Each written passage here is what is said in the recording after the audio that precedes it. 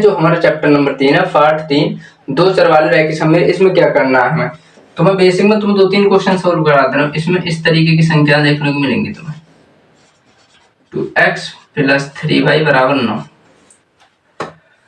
इस तरीके की संख्या मिलेंगी, उन्हें सॉल्व करना है। सबसे पहली बात, ये दो चर में देखिए 1 2 और फिर कह रहा है युग्म, तो एक ये एक ये दो हो गए, दो चर और रैखिक युग्म। ठीक है, इस तरीके की संख्या मिलेंगी तुम्हें। तो इस तरीके की संख्या को सॉल्व करने का तरीका मैं तुम्हें समझा दे रहा हूँ। उसके बाद हम इस जो लेक्चर है उसे आगे बढ़ाएंगे, ज्यादा आगे नहीं बढ़ाएंगे क्योंकि आज का बेसिक है। अब जैसे हमें एक समीकरण ये दी है, एक समीकरण ये दी है, तो बताओ भाई कैसे सॉल्व करें। एक तरीका तो ये दो मतलब दो चर वाली समीकरण है, तो इससे x की वैल्यू निकाल के अगर इसमें रखें तो हम इसे आसानी से सॉल्व कर सकते हैं। एक से x की वैल्यू निकाल के दूसरे में रख दो, आसानी से सॉल्व हो जाता है। तो देखो यहाँ से x की वैल्यू निकालो तुम, या फिर हम क्या करें, देखो यहाँ 2 है, यहाँ 1 है, यहाँ 2 है। तो अगर ऊपर हम 2x बना लें, अगर ऊपर हम 2x बना लें, या यहाँ 3y है, यहाँ देखो y है, अगर ऊपर 3y बना लें तो यहाँ भी 3y हो जाएगा। 3y से 3y खत्म हो जाएगा, केवल x वाला बचेगा। जो बेसिक है मैं अभी पहले वो बता दे रहा हूँ। यहाँ से मैं x की वैल्यू निकाल रहा हूँ, तो x की वैल्यू कितनी हो जाएगी, ये उधर जाएंगे तो 6 - y। ठीक है, अब x की वैल्यू इसमें रखो तो 2, x की वैल्यू कितनी है, 6 - y + 3y = 9। इसके अंदर गुणा करो, 6 दूनी 12, 2 दूनी 22 + 3y = 9। ये 12 उस साइड जाएंगे, कितने बचेंगे, ये देखिए -2y + 3y, तो केवल क्या बचा, y। 9 - 12, तो y बराबर कितने हो गए, यहाँ से आ गए -3। y की वैल्यू -3 आएगी। अब y की वैल्यू इसमें रख दो, क्योंकि यहाँ से भी तो हमें x की वैल्यू मिल जाएगी।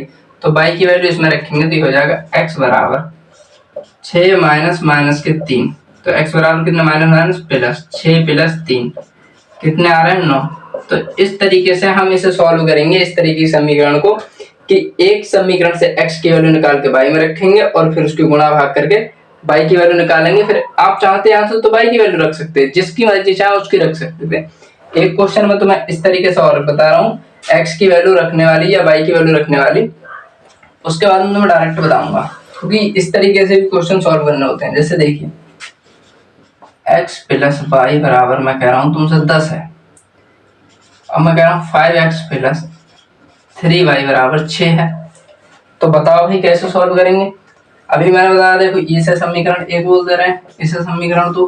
तो यहां से क्या करो, अभी इसमें हमने x की वैल्यू निकाली थी, इसमें हम y की वैल्यू निकाल रहे हैं। तो y अगर हमने यहीं छोड़ा तो ये x कहां पहुंच गया, इस साइड। ये तो मालूम है, अगर हम पद को लेफ्ट हैंड साइड से राइट हैंड साइड लेके जाते हैं, तो अगर प्लस होता है तो माइनस होता है तो प्लस लगा देते हैं। ठीक है, अब ये जो y की वैल्यू निकली है वो समीकरण 2 में रखो, तो ऐसे लिख दो y का मान। ये बेसिक हम सम करेंगे समीकरण 2 में रखने पर या 1 में रखने पर, ये पूरा जब एक्सरसाइज करेंगे तब बताएंगे प्रॉपर तरीके से। अभी केवल देख लो, तो 5x + y की जगह कितना रखना, 10 - x = 6। तो 5x, इसकी गुणा इससे हुई तो 10 × 3 = 30, 3 की -x से तो 3x = 6। अब देखिए ये उस साइड जाएंगे तो किसके हो जाएंगे, 5x में से 3x के कितने बचे, 2x = 6 - 30 कितने बचे, -24। 2 से 12 टाइम्स चला जाएगा, तो x = -12। x बराबर -12 आया, तो x की वैल्यू आप यहाँ रख दो, y की वैल्यू निकल आई। दोनों की समीकरण देखो सॉल्व हो गई, x और y की वैल्यू लिख लेंगे। अब इन दोनों समीकरण को मैं तुम्हें जो शॉर्टकट है उससे देखो बताऊंगा। यहाँ पे वैल्यू रखो, y बराबर 10 माइनस प्लस के 12 कितने आ रहा है, 22। तो एक तरीका ये है जो आया है, देखो मैं लिख ले रहा हूँ, y बराबर 22 आया है और x बराबर -12। अब इसे मैं तुम्हें उस तरीके से सॉल्व करके बता रहा हूँ जैसे मैं तुम्हें बता रहा था। ये बेसिक होता है, जब कोई सा नहीं आया तो इस तरीके से सॉल्व होते हैं 100%। अच्छा, इसे भी मिटा दे रहे हैं, इसे भी उसी तरीके से करेंगे। देखो इस तरीके के सवाल सॉल्व करने में तुम्हें कुछ नहीं कर रहा है, सिर्फ और सिर्फ देखो यहाँ 5x है, यहाँ 5x है, यहाँ केवल x है। यहाँ 2x है, यहाँ केवल x है, यहाँ 3y है, यहाँ केवल 3y। तो आप ये करो, या तो x बराबर कर लो या y बराबर कर लो। तो कौन से हम, चलो x बराबर करने के लिए क्या करना पड़ेगा, हमें समीकरण एक में 2 से गुणा करनी पड़ेगी, क्योंकि अगर हम यहाँ 2 से गुणा कर दें तो ये 2x बन जाएगा। ये कुछ भी बना है उससे मतलब नहीं है, हम अगर हम x को बराबर कर रहे हैं तो केवल x बराबर बनना चाहिए। 22 चाहे 5 बने 10 बजे उससे कोई मतलब नहीं है, केवल x बराबर बनने चाहिए। अगर यहाँ y बराबर करते तो y पे फोकस करते, y बराबर बननी चाहिए। अब देखो 2 से इस पूरी समीकरण में गुणा करो, किससे, 2 से, तो 2 से ये हो जाएगा 2x प्लस 2y और 6 दूनी 12। ये नहीं करना है कि इधर कर दिए इधर वाला छोड़ दिए तो गड़बड़ हो जाएगा, ठीक है। अब देखो दूसरी समीकरण क्या थी, 2x प्लस 3y बराबर 9। ये वही समीकरण 1 थी, ये समीकरण 2। अब समीकरण 1 में से माइनस करो तुम समीकरण 2, तो सॉरी ये समीकरण 2 बन गई, समीकरण 1 तो ऊपर वाली है, ये 2 है तो ये 3 हो गई। तो समीकरण 3 से समीकरण 2 माइनस कर रहे हैं। अब देखो इसे इधर लिख दे रहा हूं मैं छोटा, समीकरण 3 माइनस समीकरण 2। अच्छा समीकरण 3 ऊपर वाली है, माइनस करें तो इसमें क्या होता है, चिन्ह बदल जाते हैं। कैसे बदलते हैं, देखो ये हम तो मैं वैसे प्रॉपर करके दिखा दे रहा हूँ, क्या प्रॉपर बहुत बड़ा हो जाएगा। ये प्लस है तो ये माइनस, ये प्लस है तो ये माइनस, ये भी प्लस है तो ये माइनस। अगर यहाँ माइनस होता तो यहाँ प्लस हो जाता, यहाँ माइनस होता तो यहाँ प्लस हो जाता है, यहाँ माइनस होता तो यहाँ प्लस हो जाता, माइनस वाला प्लस हो जाता है, प्लस वाला माइनस होता है, उल्टा हो जाता है। अब देखो ये प्लस के ये माइनस के, इससे ये खत्म। ये कितने हैं, प्लस के 2y, ये कितने माइनस के 3y बराबर, ये कितने 12 और माइनस के 9। तो यहाँ से 2y में से 3y गया तो माइनस का y बचा, माइनस का y बचा। ये कितने आ रहे हैं, ये आ रहा है 12 में से 3, 12 में से 9 गए 3 बचे, तो माइनस का y है, तो y बराबर कितना होगा माइनस के 3। ये माइनस उधर पहुंच गया तो ये हो गया y बराबर माइनस के 3। अब y बराबर माइनस का 3 आया था हमारा आंसर। अब इस y का मान समीकरण 1 में रख दो, y का मान किस में रख दो, समीकरण 1 में। तो समीकरण 1 क्या थी, x प्लस y बराबर 6, तो x माइनस 3 बराबर 6, तो x बराबर 6 प्लस जाएगा उधर जाएगा तो प्लस हो जाएगा, तो ये कितना हो गया 9। देखो आ गया, इस तरीके से बहुत ही आसानी से आ गया। एक संख्या को ये गुणांक मतलब उसका बराबर कर लो और उसके बाद भाग दे दो, कट जाएगा, ठीक है। अब देखो ये वाला सॉल्व करके दिखा रहा हूँ तुम्हें, इसी तरीके से करना है बस। और पूरी एक्सरसाइज में कुछ नहीं करना है, बिल्कुल कुछ भी नहीं। इसमें देखो इसमें क्या करेंगे, अगर मैं समीकरण 1 में कितने से y वाला बराबर करूं या x वाला, कोई सा भी कर लो, चलो y वाला कर ले, तो 3 से गुणा कर दो, ठीक है, लिख नहीं रहा हूं मैं। तो ये कितना हो गया 3x प्लस 3 की y से 3y बराबर 3 धाम 30। ये कौन सी है, समीकरण 3, क्योंकि 2 तो थी। 5x प्लस 3y बराबर 6, ये कौन सी, समीकरण 2।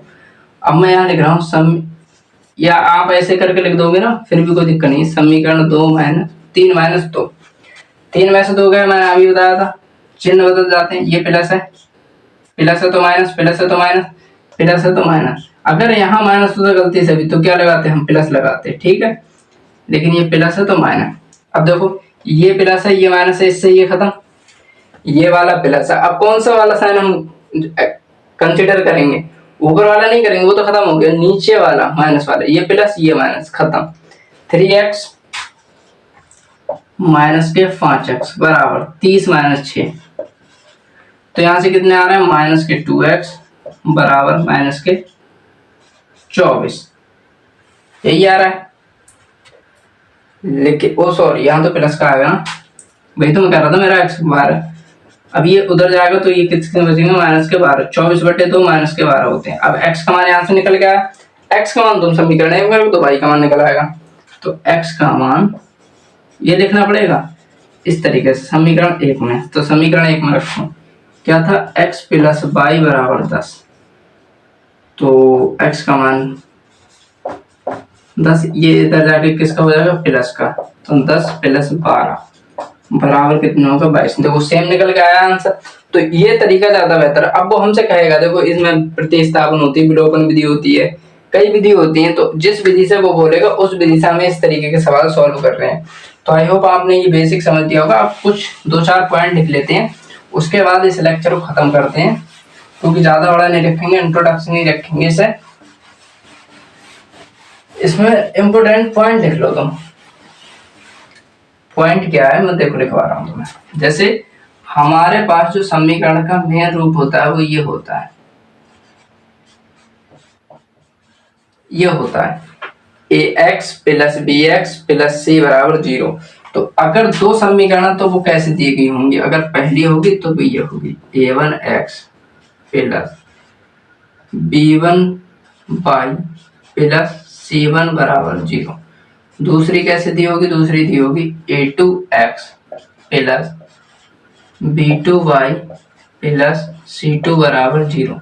अब इन समीकरणों को हम क्या कर सकते हैं, अगर इसके हल दिए होंगे तो देखो ध्यान से, सबसे पहला पॉइंट लिखो, अगर a1 बटे a2 बराबर नहीं है b1 बटे b2 के, अगर इस तरीके से समीकरण दिए हैं और उनका अगर ये a1 बटे a2 बराबर नहीं है b1 बटे b2 के, तो 100% बात है कि वो एक दूसरे को कहीं ना कहीं काटती होंगी। कैसी रेखाएं होंगी, प्रतिच्छेदी। कैसी रेखा होंगी, प्रतिच्छेदी रेखाएं। ठीक है, अगर दो रेखाएं दी है, रेखा 1 रेखा 2, और उनके a1 बटे a2 बराबर नहीं है b1 बटे b2 के, तो रेखाएं प्रतिच्छेदी होंगी। और क्या होगा, केवल एक हल, केवल एक हल। क्या होगा इसका, केवल एक हल होगा। जब एक जगह काटेंगे तो एक ही हल होगा। ठीक है, दूसरा पॉइंट देखिए, दूसरा कह रहा है a1 बटे a2 बराबर है b1 बटे b2 के बराबर है c1 बटे c2 के। जब ये कंडीशन आएगी तो रेखा देखिए कैसी होंगी, तो रेखाएं होंगी एक के ऊपर, मतलब यही रेखा L1 है और रेखा L2 इसी के ऊपर है दूसरी। ठीक है, L1 L2 इसी के ऊपर है, तो ये कैसी होती हैं, ये होती हैं प्रतिच्छेदी। तो ये है, तो ये हो गई समपाती। ये कौन सी रेखा है, समपाती, समपाती रेखा है। जब रेखाएं समपाती हैं तो रेखाओं की देखिए ये एक जगह काट रही है, तो इसका मतलब इसका एक हल है। अब ये कितनी जगह काट रही है, देखिए 1 2 3 4 5 ऐसे अनंत जगह काट रही है, तो इसके कितने होंगे, अनेक हल। कितने होंगे, अनेक हल, क्योंकि ये अनेक जगह काट रही है। कह रहा है रेखा के ऊपर रेखा दूसरी खींच दी हमने, तो वो एक दूसरे कितनी जगह काटेगी, अनंत जगह। क्योंकि रेखा कंडीशन ये होती है, एक रेखा दूसरी रेखा को जितनी बार कट करेगी उतने उसके सॉल्यूशन होते हैं। अब ये उसी को ऊपर खींच दिया हमने, तो अनंत बार उसके जो अनंत पॉइंट है, अनंत बिंदुओं को मिलाकर एक जो किरण खींची जाती है उसे रेखा कहते हैं। ठीक है, अब तीसरा देखिए, तीसरा क्या है, a1 बटे a2 बराबर है b1 बटे b2 के, लेकिन बराबर नहीं है c1 बटे c2 के। ये तुम्हें याद रखनी पड़ेंगे तीनों कंडीशन। ये कंडीशन बहुत ही इंपॉर्टेंट है दो रेखाओं के लिए। जब ये कंडीशन होगी तो रेखाएं जो होंगी वो होंगी ऐसी, L1 L2, लाइन 1 लाइन 2। तो ये कैसी रेखा है, ये देखिए इनके बीच की दूरी बराबर है, तो ये कौन सी रेखा है, समांतर। ये कौन सी रेखा है, समांतर रेखा है। ये समांतर रेखाएं हैं, तो ये समांतर रेखाएं, तो इनके हल देखिए, ये एक दूसरे को कभी भी काटेंगे, ये एक दूसरे को कभी भी नहीं काटेंगे। समांतर रेखाओं की परिभाषा है वो होती है वे रेखाएं जो एक दूसरे को कभी भी प्रतिच्छेदी ना करें और उनके मध्य की दूरी जो है वो हमेशा बराबर रहे, समांतर रेखा कहलाती है। तो जब ये एक दूसरे को नहीं काटेंगे तो इसका कोई हल नहीं मिलेगा, कोई हल नहीं है। ये कंडीशन तो मैं आज के लेक्चर से ये चीज लिख लेना, ये चीज बहुत जरूरी है। बाकी तो जो इक्वेशन मैंने सॉल्व करना सिखाया था तुम्हें, वो तो चलो हम सीखेंगे कि चैप्टर में जब आगे बढ़ेंगे तो वैसी क्वेश्चन हम सीख करते रहेंगे और वैसे इक्वेशन को सॉल्व करते रहेंगे। लेकिन क्या है, ये चीज आप नोट कर लेना, ये क्या है इम्पोर्टेंट है और ये नोट कर लेना। बाकी इसमें आगे सवाल हैं वो हम करेंगे अगले लेक्चर में, अगले से स्टार्ट करेंगे। बाकी आज तुम इसे नोट कर लेना, क्योंकि अब अगर मैं उस तुम्हारे जो सवाल कराऊंगा तो वो सवाल बहुत लेंथी है और लिखने भी पड़ेंगे यहाँ, तो उस चक्कर में आज नहीं कराएंगे, क्योंकि वीडियो ज्यादा लंबी लंबी खींचनी सही नहीं है अभी, क्योंकि अभी स्टार्टिंग फेस है। ठीक है, तो चलिए आज के लिए इतना ही काफी है, मिलते हैं आपसे कल।